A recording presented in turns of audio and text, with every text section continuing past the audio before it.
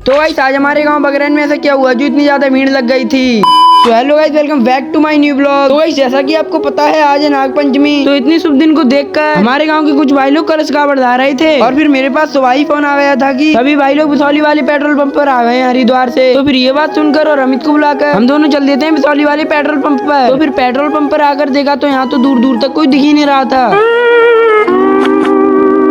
इतनी दूर आकर कुछ फायदा नहीं निकला। खैर ये सब बातें छोड़कर हमने इस घाट पर ध्यान दिया जो कि देखने में काफी ज्यादा सुंदर लग रही थी। और फिर घास को देखकर हमने इस पेट्रोल पंप को देखा, ये भी काफी सुंदर लग रहा था देखने में। तो फिर ये सब चीज देखकर हम चल देते हैं उन कावड़ियों के पास में। और फिर यहाँ पर आकर देखा तो यहाँ तो काफी ज्यादा भीड़ हो गई थी इन कावड़ियों को देखने के लिए। और इस भीड़ में हमारे ये भाई लोग भी शामिल थे। और इस कलश कावड़ को ये चारों भाई लोग लाए थे जो की 10 तारीख को गए थे और 17 तारीख को आए थे, मतलब पूरे 7 दिन में आए थे। और फिर थोड़ी बहुत देर रुक कर ये सीधे चल देते हैं मंदिर की ओर। और इनके साथ में मैं भी चल देता हूँ।